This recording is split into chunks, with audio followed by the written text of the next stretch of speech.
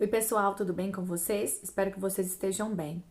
Nós vamos dar continuidade hoje ao estudo Lê e Entenda a Bíblia, lendo uma passagem que está lá no livro de Marcos, no capítulo 10, no verso 17.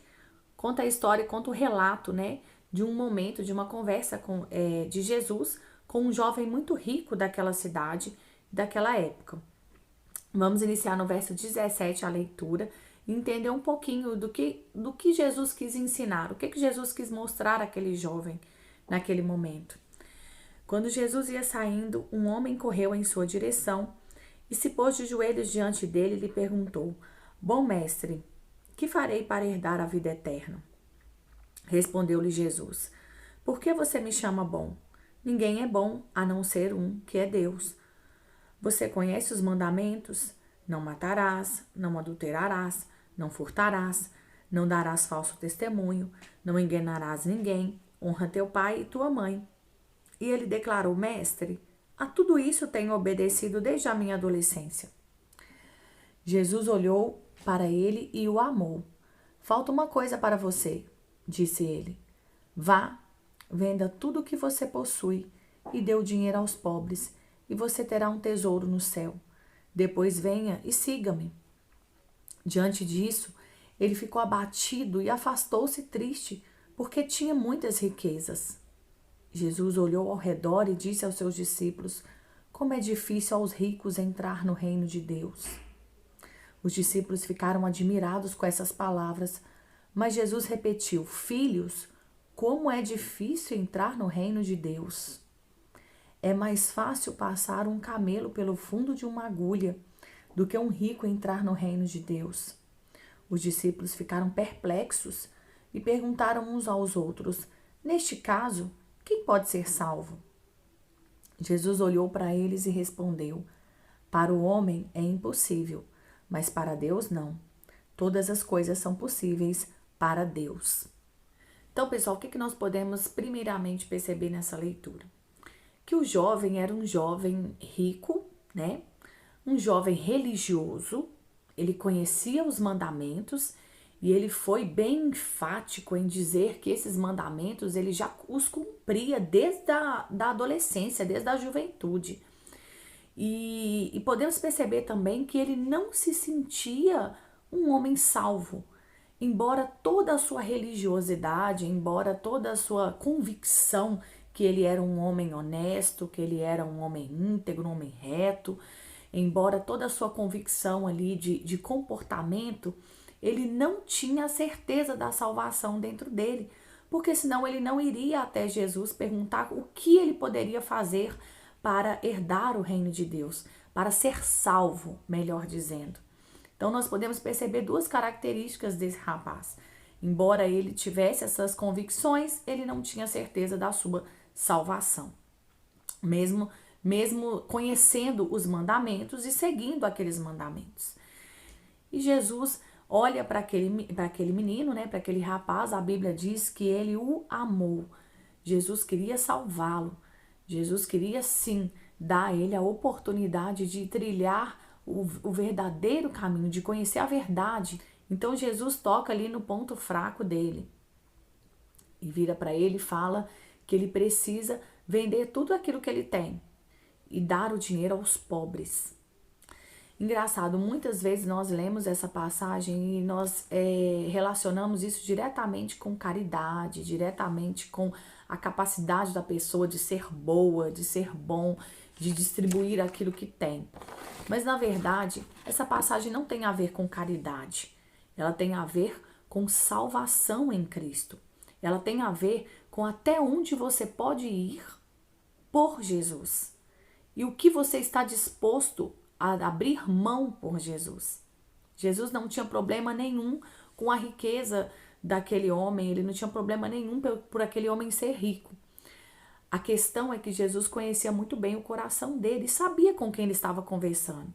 E sabia que aquele homem tinha um senhor já na vida dele. E esse senhor era o dinheiro. Ele não estava disposto a largar aquele dinheiro por Jesus. Então, aquele momento para aquele rapaz foi um momento de extrema tristeza. porque ele tinha muitos bens. E imaginar perder aquilo, para ele era um preço muito alto. Qual é o preço da salvação para você? Qual é o preço da vida eterna para você? Essa passagem nos leva a refletir nisso.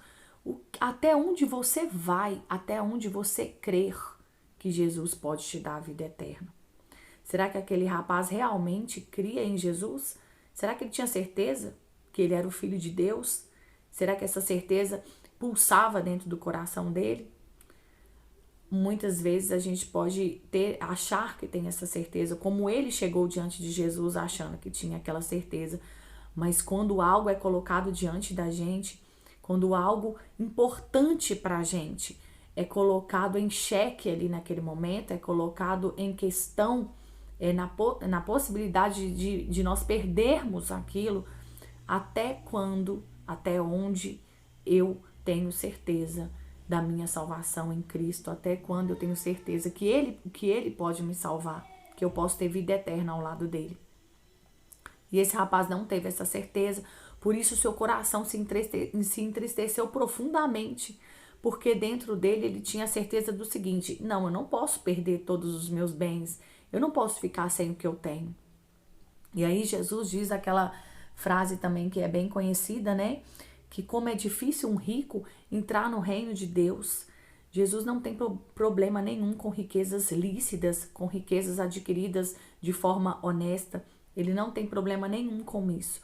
A questão é que, geralmente, quanto mais se tem, menos se quer abrir mão. Porque ele não estava preparado. Ele não queria abrir mão daquilo que ele tinha pela salvação. Na verdade, era um preço muito alto para ele. Na verdade, os olhos dele estavam nessa terra. Os olhos dele não conseguia enxergar além daquilo que ele tinha aqui, além daquilo que era palpável, além daquilo que os nossos olhos humanos poderiam ver. E quando isso acontece com a gente, nós abrimos mão daquilo que é eterno para viver aquilo que é perecível. E foi isso que esse rapaz fez. E por isso ele se entristeceu profundamente. Porque aquela decisão que ele estava tomando ali naquele momento, diante de Jesus, era como se ele realmente declarasse a Jesus que o dinheiro era sim mais importante do que ele. Era sim mais importante do que a salvação. Por isso seu coração se entristeceu, porque diante daquilo ele se viu numa situação que ele não tinha o que fazer. Ele não tinha escolha. A escolha dele, na verdade, ali já tinha sido feita dentro do íntimo e do profundo do coração dele. E Jesus já sabia disso. Infelizmente, a religiosidade dentro de nós, ela não nos dá forças para tomarmos decisões certas, para tomarmos decisões para a vida eterna. Na verdade, a religiosidade nos enfraquece, porque é algo superficial. E era o caso daquele menino. Ele era superficial. Por isso que nós devemos buscar sim, buscar do Senhor o Espírito Santo, a força no Espírito Santo, porque ela sim não é perecível, ela é duradoura, ela dura para sempre, ela fica enraizada dentro do nosso coração. A palavra de Deus fica enraizada dentro do nosso coração quando nós buscamos não a letra, mas sim o Espírito Santo de Deus que nos vivifica dia após dia. Então Jesus diz para os seus discípulos que é muito difícil um rico entrar no reino de Deus. E aí os seus discípulos ficam um pouco confusos, porque aquele era um contexto onde os ricos estavam muito direcionados à religiosidade, ao templo, né, às sinagogas, já os pobres não. Então isso traz uma certa confusão na cabeça dos discípulos e eles perguntam, então quem pode ser salvo? E aí Jesus diz que para Deus não há impossível. É impossível para o homem, mas para Deus não há impossível, né? E então nós devemos nos atentar a isso e se atentar ao chamado do Espírito Santo.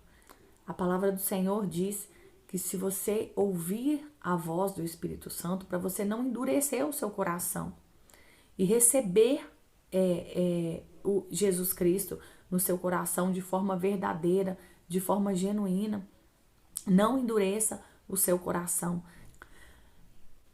O que Jesus quis mais uma vez ensinar aos seus discípulos é que a força humana, o esforço humano não pode te levar à salvação.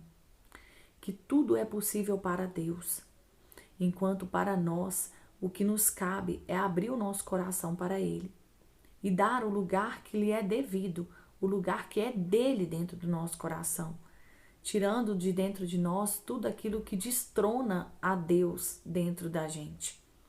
E era o que acontecia com aquele rapaz. Jesus não tinha o trono ali dentro do coração dele.